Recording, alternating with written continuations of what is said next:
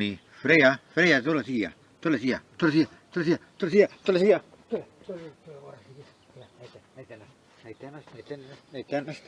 Näita ennast. Noh, vaatame, vaata siia korraks. Nii. Sõbrake, okei.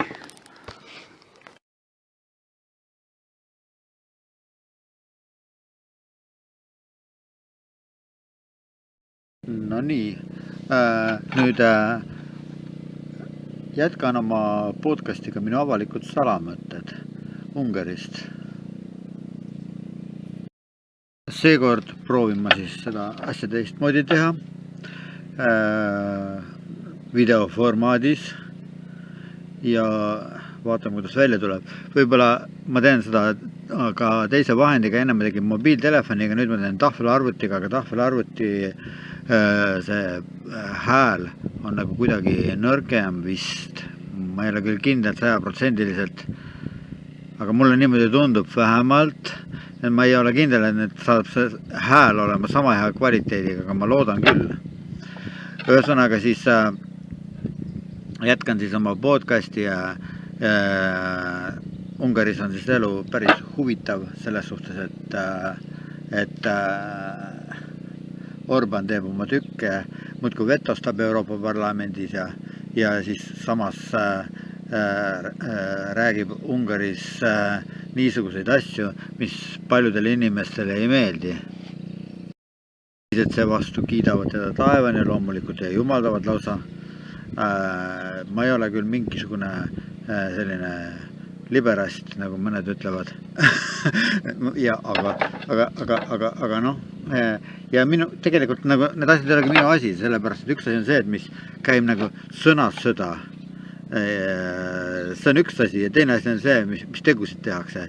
Et inimesed, nagu ikka inimesed ühte ütlevad ja teist teevad. Ja nii see on Ungaris ka ja nii see on tegelikult videostiga ka paljuski mõttes. Ühesõnaga, noh, siis võib-olla järjekorras, niisuguses järjekorras, et esimesena siis esiteks siis räägiks nagu sellest, et mida siis Orban tegi seal mitte parlamendis, vaid 15. märtsil. 15. märts on Ungaris teatavasti üks selline rahvuspüha, kus siis, mis siis tähistab seda on seotud vabadusvõitlusega ja tähistab seda 1848. aasta siis revolutsiooniga seotud sündmusi, kus siis Ungari püüdis ennast lahti rebida Austria ülemvõimu alt ja jõudis alles hiljem muidugi selleni, et sai suhteliselt iseseisvamaks Austria-Ungari keisririigi raames, aga tol korral oli siis jäi see võitlus pooleli, paljud inimesed hukati ja tegelikult selles huvitaval moel just selle võitluse, vabadusvõitluse nagu aitas lämmatada ei keegi muu kui Vene tsaar ja Vene keisririik, Austria-Ungari keisrile tulid appi ja siis väejuht oli keegi Paskevitsi nimeline venelane, kes siis aitas austerlastel selle ungarlaste vabadusvõitluse maha suruda. Nii. Ja noh, mõned on seda nüüd kummastavaks asjaoluks nimetanud, et kuna siis see praegu paistab olevat ülimalt Vene sõbralik Ungari, siiski on ajaloost, kui me tagasi vaatame, kuhjaga probleem olnud venelaste ja ungarlaste vahel. Nii ja nende pidustuste aegu siis juhtus nõnda, et seal Rahvusmuuseumi ees peab Orban oma kõnet ja ta räägib niisugustest asjadest nagu lutikatest ja muudest lutikatest täidest ja muudest kahjulikest putukatest, kes siis nüüd puhastus ajal tuleb ära koristada või kuidas, ma ei ütelnud praegu sõna-sõnalt seda, aga põhimõtteliselt on asi selles, et ta räägib sellest, et rääkis sellest, et siis kui kuidagi nagu niisuguse paralleeli tõi, et sellega, kuidas üks usin perenaine siis maja koristab ja maja koristamise ajal siis tuleb kõik need kahjurid ja putukad välja koristada, mustus koos nendega välja ja siis niimoodi saavad majapidamine korda. No nii, see kutsus muidugi selline võrdlus plutikate ja kahjuritega, kutsus kohe esile pahameeletormi, paljud võrdsustasid seda kõike niisuguse olukorraga, kus püütakse rahvast nagu tagasi tuua sinna natsi aegadesse, Hitleri aegadesse, kus siis samuti oli võrdsust, sageli oli, kasutati juutide puhul näiteks selliseid võrdlusi, et juudid on nagu lutikad ja närvilised, kes tuleb majapidamisest usina koristamisega välja ajada, välja koristada, ühesõnaga siis ja nüüd paljud pidasid seda Orbani kõnes olevat võrdlust, millest ta pidas muidugi silmas igasuguseid selliseid USAID-i abil rahastatavaid mittetulundusühinguid ja organisatsioone ja selliseid MTÜ-sid ja taolisi asju ja siis neid erakondi, mis siis välismaalt rahalist abi saavad. Urbanist sõnavõtt pahandas ka mõningaid teolooge näiteks sellised väljendid, mis piibliga ja Jumala sõnaga mitte kuidagi kokku ei lähe, selliseid asju sellised väljendid ta ka kasutas, näiteks, et Ungari on Jumala poolt välja valitud rahvas, kuigi piibel ütleb sõna selgelt, et on ainult üks Jumala poolt välja valitud rahvas, need on juudi rahvas ja siis on need kõik teised on rahvad ehk siis need rahvad, kes siis ei ole juudid, mittejuudid, kellele on siis Jeesuse Kristuse läbi tehtud võimalikuks saada osa või nagu selle puu oksadeks pookimise teel, mille juured siis ulastavad Abrahami ja Jaakobi ja Iisaki juurde. Kui me puhtalt kristallse puhta õpetuse järgi, piibli õpetuse järgi vaatame, siis ei ole võimalik ju ungarlasi mitte kuidagi pidada Jumala poolt mingil erilisel moel välja valitud rahvaks. Nagu see ei ole seda loomulikult ka eestlased või venelased või ameeriklased või ükskõik kes muu. No nii. Joome siis natuke kohvi vahepeal. Mul on selline tass, lähed. Budapest on siia peale kirjutatud ja siin on see kuningas Istvani kuju. No nii, okei.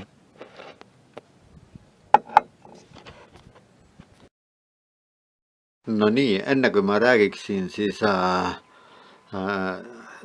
uuest erakonnast Ungaris, mis konkureerib Fidesziga,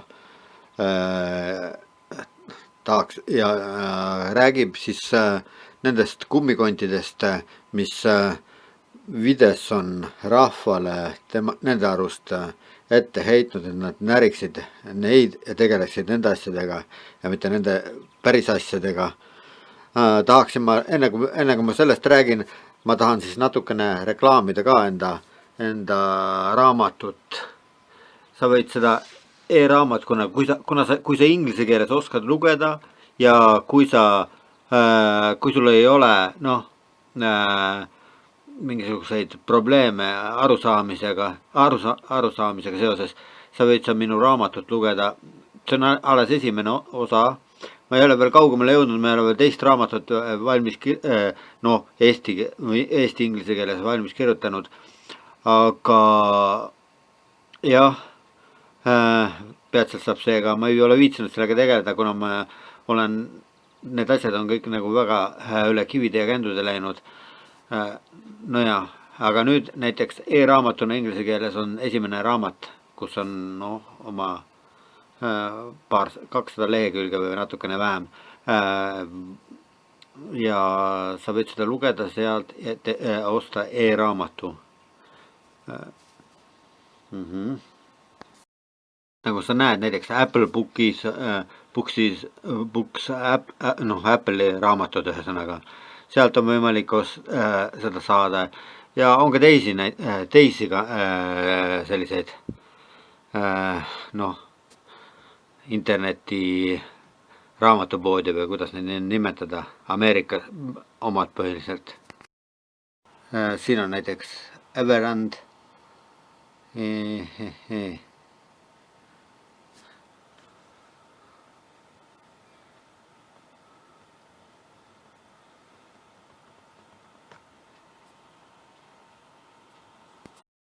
Näiteks siis Thalia.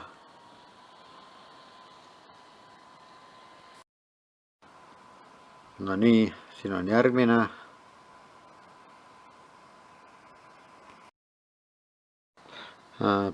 Palace Marketplace.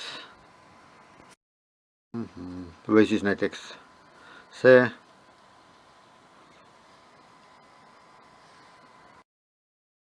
No nii, jätkame siis kummikontidega, nagu sellest Peeter Madjar räägib sageli oma sõnavõttudes. Peeter Madjar on siis Tissapartei juht, kes asutas selle partei või erakonna, siis Eestis on mõlemad sõnad vist kasutusel, kuigi mõned arvavad, et erakond on võib-olla, kuna see on oma endast sõna, siis et erakond on sobivam kasutada kui partei, mis on rahvusvaheline sõna ja mis on aga ühesõnaga, et siis tagasi Peeter Madjari juurde, kes on peamine konkurents Fideszile ja peamine tegelane, kelle sõna praegusel hetkel Orbani vastu mitmete tuhandete inimeste arvates vähemalt tähendab. Ühesõnaga, esiteks siis on Tissa erakond tekkinud alles 2024. aastal ja see tekkis selle tõttu, et siis seesamune Peeter Madjar, kes oli endine videslane, lõi Fideszist lahku, tema abikaasa Judith Varga on siis olnud kauaaegne Fideszi justiitsminister ja loomulikult siis nad räägivad omavahel, nad rääkisid omavahel kodus paljudest erinevatest asjadest, mis puudutavad Fideszi siseasju ja siis muidugi eelnevalt jäi mainimata see, et lutikaks nimetamine oli Orbani järgi siis seotud sellega, et Peeter Madjar siis salaja lindistas Varga Juditiga peetud kõnelusi. Siin nimetatakse lutikateks ka neid igasuguste salateenistuste ja eradetektiivide poolt paigaldatud pealtkuulamisaparaate, miniatuurseid, mida on võimalik niimoodi ära peita, et neid on väga raske avastada. Ja siis need salajased lindistused siis olid ka nagu ja siis niisugused, mis mingil määral küll võib-olla heitsid varju Fideszile, aga Fideszit kukutada nad sellega ei suutnud. Ilmselt Peeter Madjaril ei olnudki alguses suuri plaane, mis tekkisid alles siis, kui tema selja taha ja nende väidete taha, et tal on Fideszit ja siis ühte nende Fideszi ühte peamist juhti Antar Roganit puudutavat niimoodi kompromiteerivat materjali, siis paljud Fideszi vaenlased joondusid siis ju Peeter Madari taha ja nägid selles võimalust, et lõpuks ometi millegi niisugusega välja tulla Fideszi vastu, mis võib viia Fideszi ülemvõimu lõpuni Ungaris. Ja nüüdseks on sellest Tissa parteist kasvanud välja Fideszi kõrval suurimaid Ungari erakondi. Ja samal ajal, kui juba 10 aastaid tegutsenud väiksemad erakonnad, või mitte väiksemad, kunagi suured erakonnad, kunagi domineerinud erakonnad, vasakpoolsed erakonnad ja varemalt opositsiooni moodustavad erakonnad on nagu täiesti kõrvale tõrjutud ja nende asemel on tulnud uus opositsioon, see on siis Tissa erakond. Ja see Orbani kõne siis seal 15. märtsil oli siis ju seotud sellega, et selle samase Tissa erakonna, mis on peamine konkurent ja kelle reitingud mõningate uuringute järgi on juba suuremad kui Fideszil endal. Tegelikult teatavasti sõltub ju sellest ka muidugi, et kes teeb reitinguid. Et kõik reitingud ei ole võrdväärsed ja oleneb seda ka, keda küsitakse ja muidugi mängib sellel puhul rolli ka see, et kuna suur osa Fideszi valijatest on välisungarlased, siis tähendab, kellel on topeltkodakondsusega ungarlased, kellel on nii näiteks Rumeenia pass olemas ja on olemas Ungari pass, aga elavad vanadel Ungari põlistel territooriumidel Transilvaanias ja neil on valimisõigus ja nemad on üle 90% olnud alati Fideszi toetajaid ja arvatavasti on nendest reitingutest siis välja jäetud need välismaal elavad ungarlased, piiride taha, praeguste Ungari piiride taha jäävad ungarlased. Selles mõttes praegu nagu ei tähenda just eriti palju see, et need reitingud näitavad, mis on tehtud siis Ungaris läbilõikes Ungaris elavatest kodanike küsitlustest, siis jah, kui arvesse võetaks ka kõiki ühiskonnakihti ja ka piiride taga elavaid ungarlasi, siis võib-olla see niimoodi ei oleks ja igatahes on, kuna Tissa taha on koondunud just taolised inimesed, kes peavad oma elu suurimaks, tähtsamaks missiooniks seda, et Orban kukutada. Sõnaga, nad on veendunud Orbani vaenlased ja selline vastuolu või selline vastandumine on juba Ungaris tekkinud väga ammusel ajal, teatavasti juba 2000. aastate alguses ja räägiti juba sellistest asjadest, ungarlased on poliitiliselt väga erimeelsed. Tol ajal olid veel vasakpool, võtsid enamasti pärast, tegelikult oli Orbanil juba ka 90. aastatel valitsus, aga jah, vahepeal olid siis päris pikalt võimul ka ju sotsialistid ja vabademokraadid. Ja kes on vasakpoolsed loomulikult ja siis nendega siis on Ungari ühiskond on siis niimoodi polariseerunud, et ja poliitiliselt üles köetud olnud juba pikka aega, et siis need samused igasugused nähtused on ette tulnud.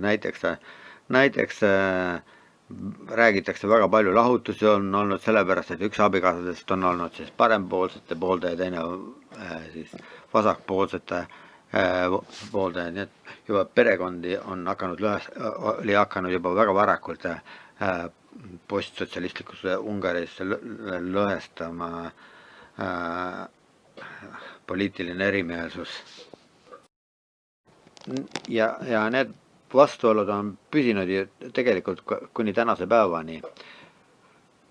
Ja need mõjustavad ka muidugi praegust poliitilist olukorda ja praegu räägitakse väga palju, eriti Euroopa ja Ukraina meedias on rõhutatud sellist asja, et toimuvad Tissa erakonna juhtimisel siis teatavad demonstratsioonid ja meeleavaldused Budapestis ja teistes Ungaris linnades, et need on niivõrd massilised ja nii edasi. Samas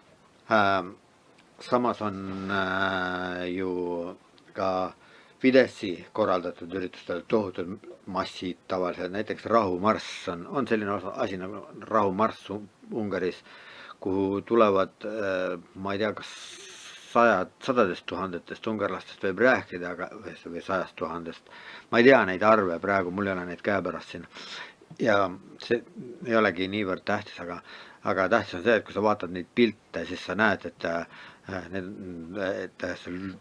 lõputu inimmeri on tänavatel ja nii on mõlema poole esindajatega. Kui tulevad parempoolsed tänavatele, siis neid on lõputu meri ja mis huvitavad üle tänavad ja tulevad vasakpoolsed tissapooldajad praegu, kes on nüüd uus vasakpoolsus, võib-olla öeldakse isegi niimoodi, uus opositsioon, uus vasakpoolsus ja nad ujutavad üle tänavad massiliselt. Ja siis loomulikult, kui ajakirjanikud ja fotograafid ja tavakodanikud teevad pilte sellest, siis nähakse tohutut inimasse, kes protesteerivad millegi vastu või seisavad vastupidi millegi eest.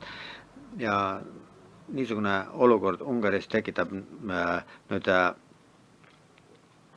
igatahes sellise mulje nagu, et see, kes vaatleb, sõltub sellest, et see, kes vaatleb, kelle või mille poolt on ja mida ta tahab tõestada sellega mingite oma saadete reportaažidega, et ta võib tõestada nii ühte kui teist. Teda muidugi jutumärkides. Sama asi toimub praegu ilmselt Serbias. Serbias teatavasti on see Vučić, kas nüüd just juba kukutatud, aga seal on tohutud meeleavaldused. Ja Vučić on ju hea sõber Orbanile. Freiakene, ma võtan sealt selle kondi ära nüüd. Võib ära võtta kondi või? Ei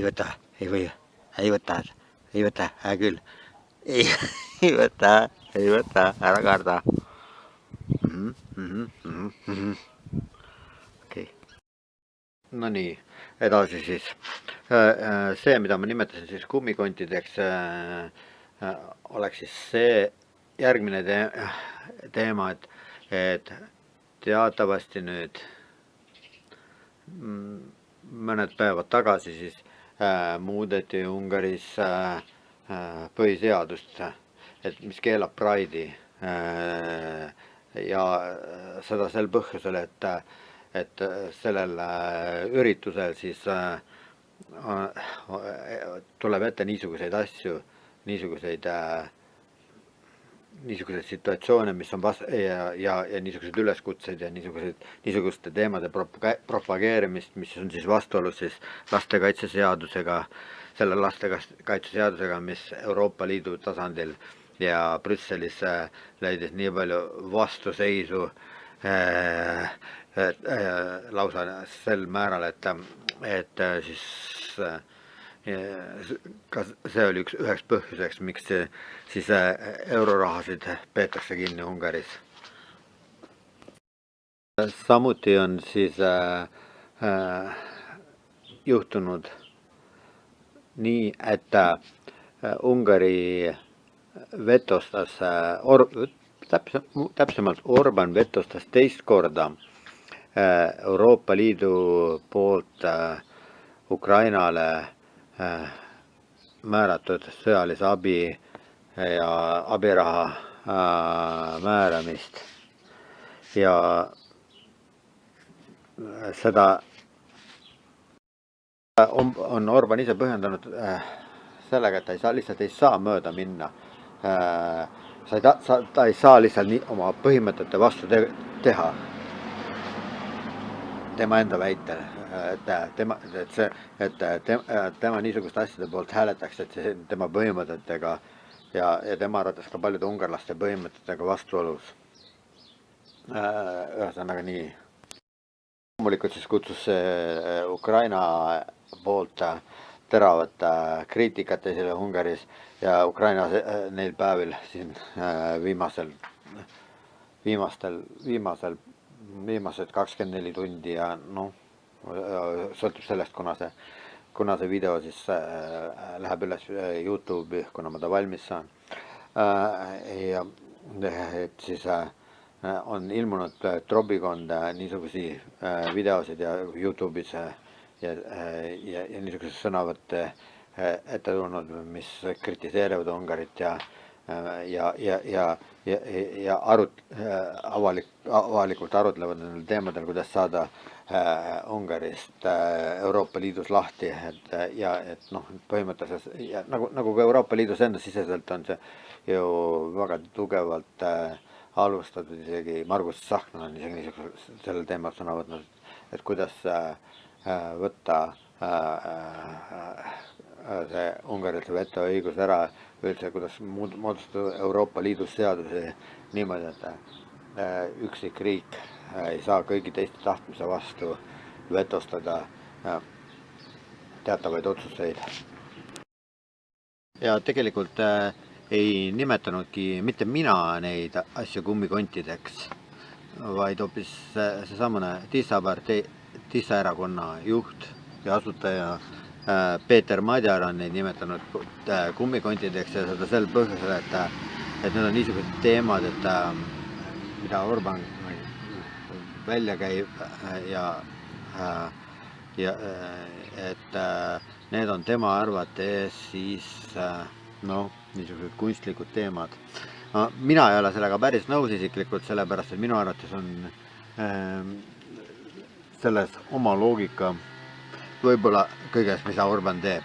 Selles on suur loogika tegelikult minu arvates, sest nagu näiteks selles Hamletis, kui sa oled nüüd näinud ja lugenud seda Hamletit, siis on seal üks niisugune Poloniuse sugu, Polonius on see, kes seal räägib sellest, kuidas Hamletist rääkides, et see, mis ta räägib, selles on mingi hullumeelne loogika sees. Loogika küll, aga hullumeelne. Aga seda Polonius arust, aga nagu me teame, oli ju Polonius üsna negatiivne kuju, kes tegelikult tappiski Hamleti isa selleks, et kuningaks saada Hamleti isa asemel ja abielluda siis Hamleti emaga. Polonius siis seda loogikat, mis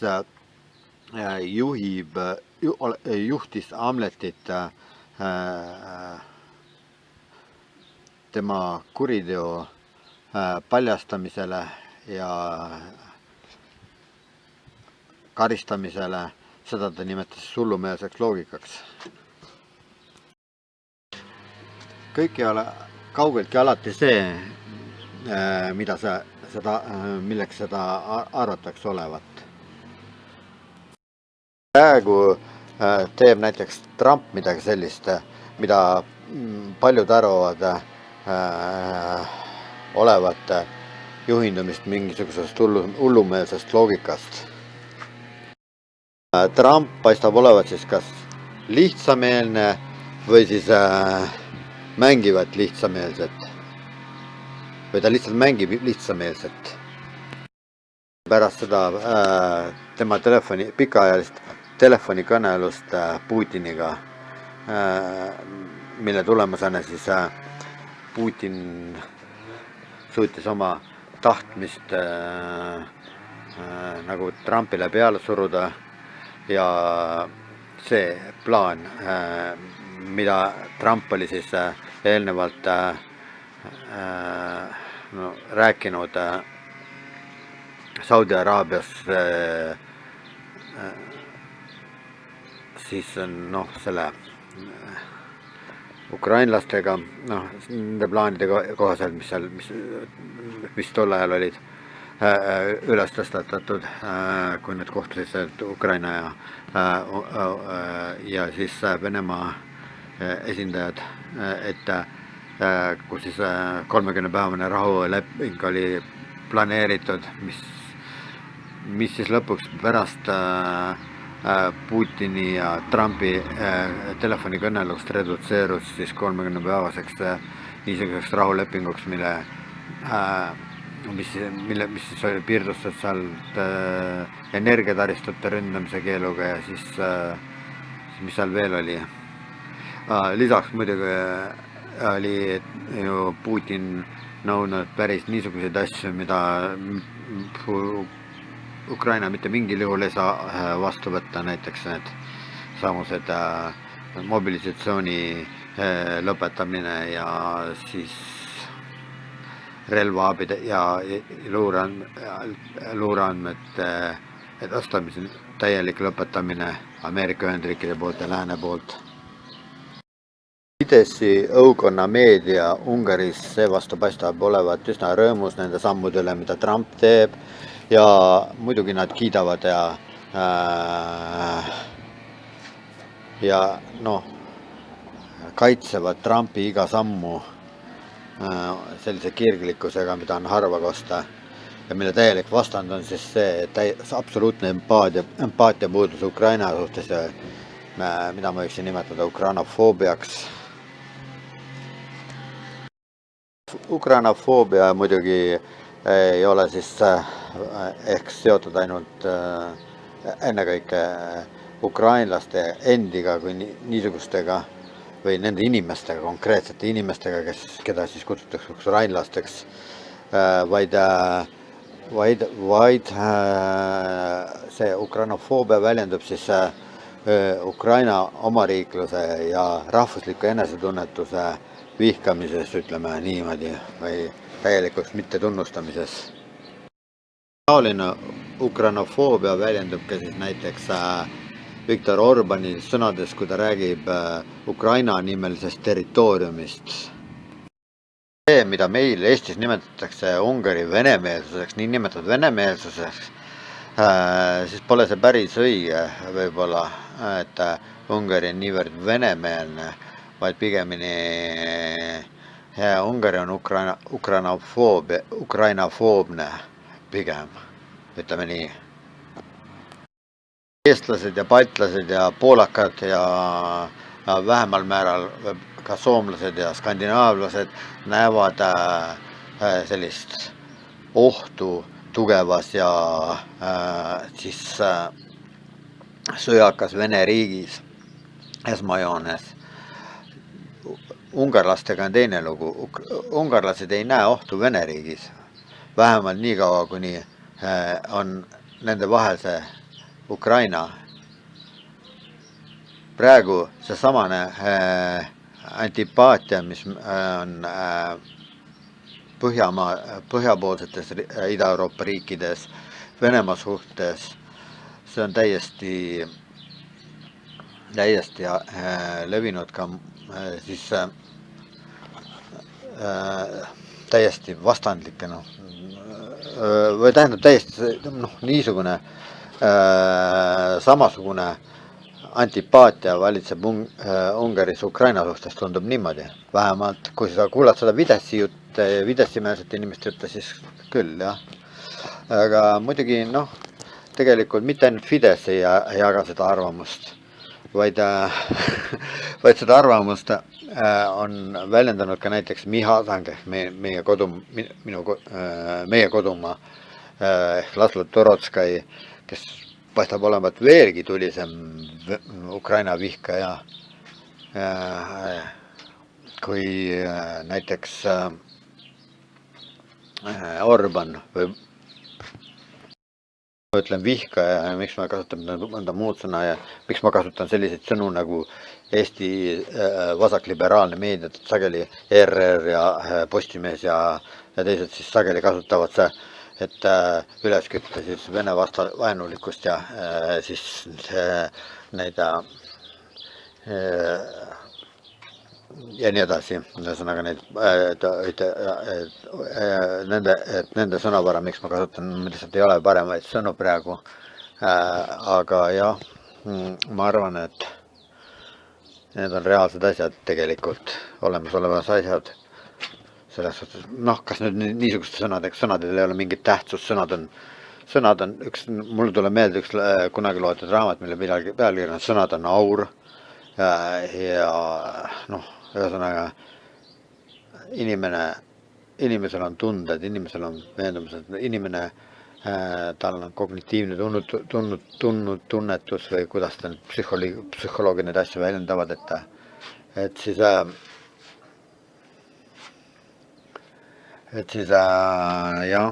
et tunnetavad midagi, siis nad leiavad sõnavarast siis teatavaid vasteid nendele ja siis kasutavad neid. Muidugi, mis puudutab kristlasi, siis kristlastel esitleb sageli vastupidine mõtlemine, näiteks, et alguses, mis järeldub nagu loogiliselt sellest Johannese evangeeliumi algussõnadest, et alguses oli sõna ja sõna oli Jumala juures ja nii edasi. Et alguses oli sõna ja siis ja oma sõna abil lõi Jumal maailma ja maa ja inimesed. Olgu siis sellega, kuidas on. Esialgu ma jään selle juurde, kuni ma nende sõnade kasutamise juurde, kuni ma ei leia paremaid ja vastavamaid sõnu. Nii, õhtu on jõudnud kätte ja varsti on aeg magama juba minna, aga mul oli ikka veel oma video valmis. Nojah, aga mille juurde me siis jäime? Ahaa, ma rääkisin siin sõnadest ja et sõnad võivad olla tühjad ja sõnadel võib olla loov vägi, et siis sõnad võivad luua tegelikkust ja reaalsust, reaalseid asju. Siis ongi niimoodi, et mõned inimeste sõnad on tühjad ja noh, nagu valed ikka, valed on ikka täitsa tühjad sõnad. Ja siis muidugi on sõnad, milles on vägi ja vägi võib olla nii loov vägi ja vägi võib olla nii positiivne kui ka negatiivne. Negatiivne või siis purustav ja hävitav needust kaasa toov vägi on siis selline asi, mis on nagu loits, nagu nõidumine. Loov vägi on nagu õnnistamine või siis palvetamine Jumala poole, püha Jumala poole. Vihkamist täis inimesed kasutavad siis neid needusi esile kutsuvaid sõnu väga sageli ja teiste aadressil. Ja see, mida ma siis eelnevalt rääkisin siin rääkides, mõtlesin siis Ukraina foobia all, siis see oleks nagu midagi sellist, kus siis teatavad inimesed vihates Ukrainat räägivad, vabastavad sõnadest negatiivse väe Ukraina aadressil ja see kõik võib tuua endaga kaasa selle, et tõepoolest Ukrainale inimestel läheb raskemaks, pimeduse jõud langevad neile peale ja takistavad neil olla edukas selles sõjas. Tegelikult räägivad need inimesed, kes siis on säärased asju nagu Ukrainast rääkinud, mida ma eelnevalt nimetasin siis ukrainafoobiaks, on täpselt samu asju, siis räägivad nende kohta, kes seevastu Venemaast räägivad kõikvõimalikke negatiivseid asju ja samal ajal Ukraina puhul siis tõstavad esile ainult positiivseid asju. Et see on siis nende meelest samuti nõidumine ja nende meelest samuti loitsimine. Muideks soome-ugri rahvaste hulgas on nõidumine ja loitsimine väga levinud nähtus. Lugesin ma kunagi ühest venno-ugristikaalasest žurnaalist või midagi, ma ei mäletagi enam, mis selle pealkiri oli, kas see oli venno-ugristika või midagi muud. Ei ole tõesti meeles, igatahes seal oli juttu ühest, kui ma nüüd ei eksi, kahest vadjanõiest tähendab, kes kõrtsis purjutasid ja võistlesid siis nõidumises, et kumb on kangem teisele needusi kaela tooma oma loitsumistega. Ja mõlemad muidugi purjus. Teisest küljest näiteks, mida siis veel meenutada nende loitsumisega seotud asjadest. Üks on näiteks see, mida ma kunagi õppisin elusõna koguduses, ja lugedes Kenneth Hagini raamatuid muidugi, kus siis Kenneth Hagin tõi välja ühe põhireegli ja mis tegelikult baseerub Jeesuse sõnadel evangeeliumist, et sulle saab see, mis sa ütled, et see, mida sa räägid, see saab olema sulle. Muidugi see ei ole mingi reegel, sellepärast, et kui see nii lihtsalt kõik niimoodi toimikski, et muudkui nüüd ma nimelt räägin neid ja neid asju, sest ma tahan, et need asjad mulle saavad toimuma, siis üsna tõenäoline on, et need asjad ei saa toimuma. Miks?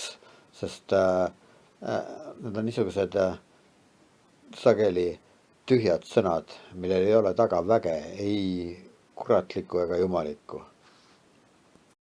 Inimesed räägivad sageli oma inimlikest nõrkustest, teatavaid asju, soovitavaid asju, soovunelmaid või midagi sarnast. Ühesõnaga asju, mida nad soovivad näha väga. Näiteks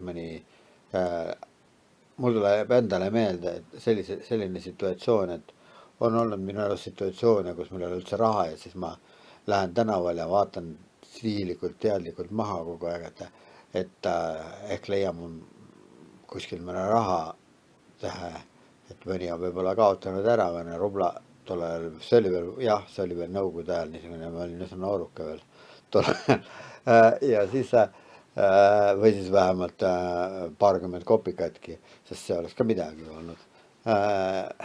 No ja loomulikult enamikel puhkudel niisugune asi ei tööta. Vastu võivad taolised, kas siis negatiivsed või positiivsed väge vallandavad sõnad töötada nendel puhkudel, kui seda inspireerivad mingisugused vaimsed jõud, kes on huvitatud, et huvitatud sellest, et saavad sind kasutada meediumina, kes ütleb välja teatavaid sõnu, teatavaid soove, mida nad selle kohta, mida nad tahavad teha. Niisugustel puhkudel võib tõepoolest juhtuda see, et inimesed saavad seda, mida nad ütlevad. Suurel osal juhtumitest see ei tee neid õnnelikuks. Kes kasutab kuradi väge selleks, et oma soove või näiteks himusid, kättemaksuhimu näiteks rahuldada, et nad saavad ise seotud olema nendest vaimsetest jõududest, kes teda inspireerivad. Jah, oleks aeg juba nagu magama minna vist, aga ehk on veel vara, ehk räägime veel millestki.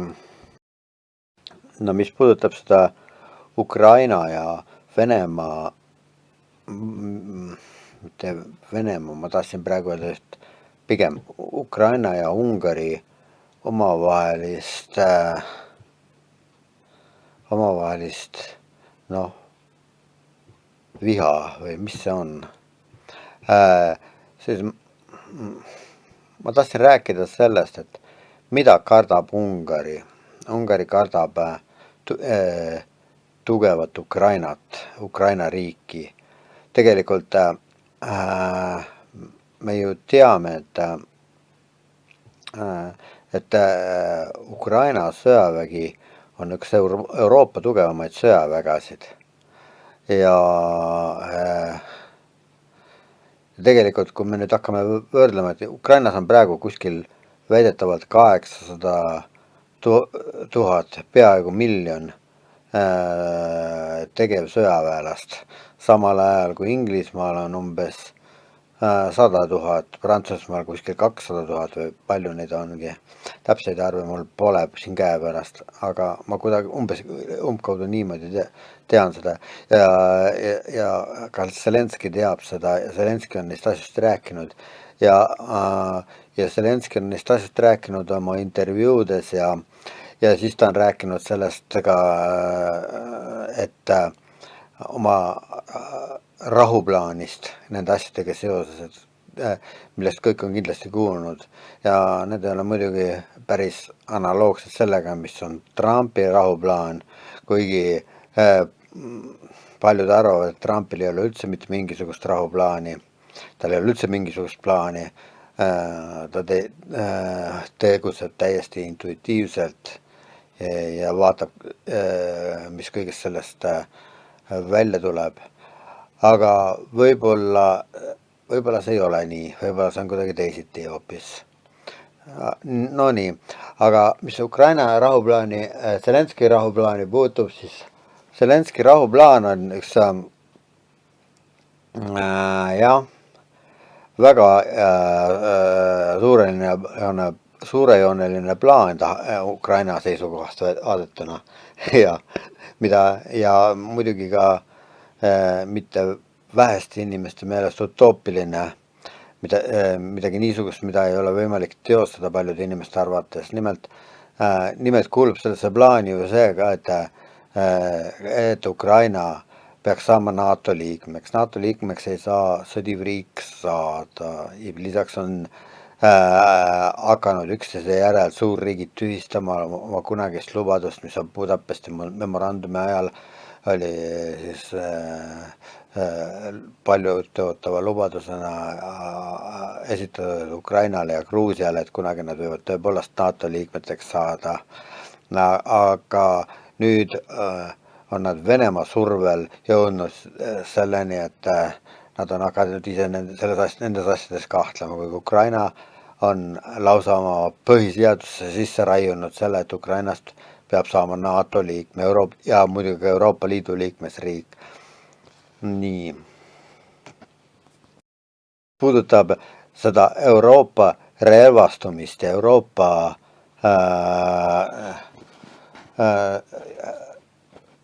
sõjaväe loomist ja üldse igasugused riikide, Euroopa Liidu liikmesriikide armeede tugevdamist, siis kõigest sellest on kõige parem nägemus just võib-olla, kas nüüd kõige parem, aga väga selgejooneline, väga selgepiiriline nägemus sellest on tegelikult ukrainlastel just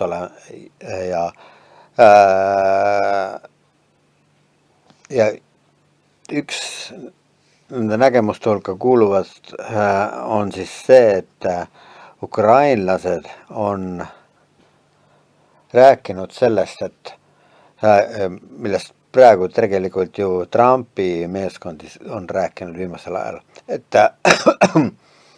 Ameerika Ühendriigid tõmbuvad tagasi Euroopast.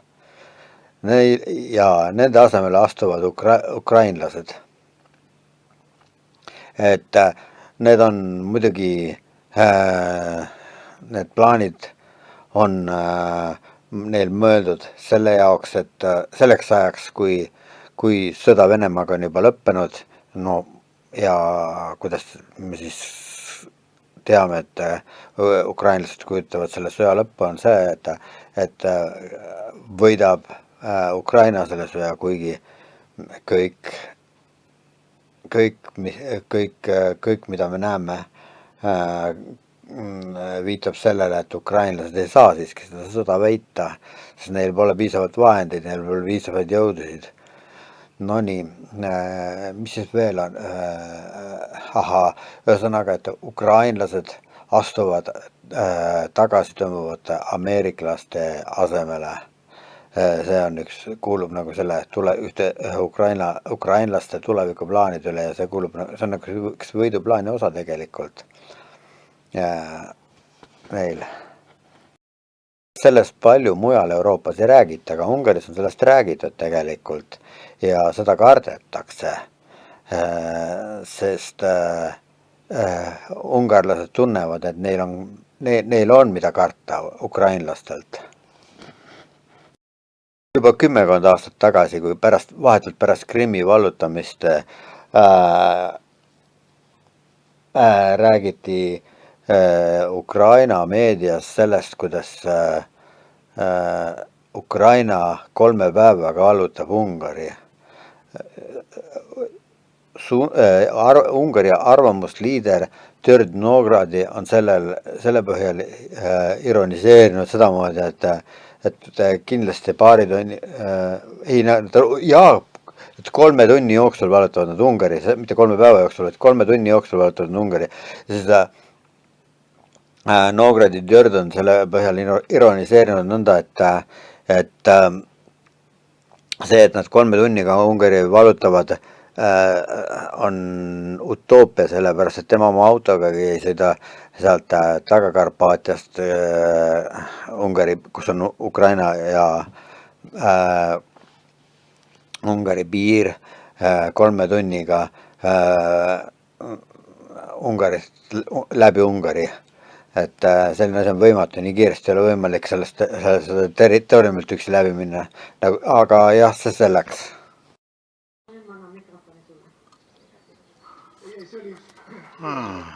Freia, see tädiku pealt kõik ära, eks?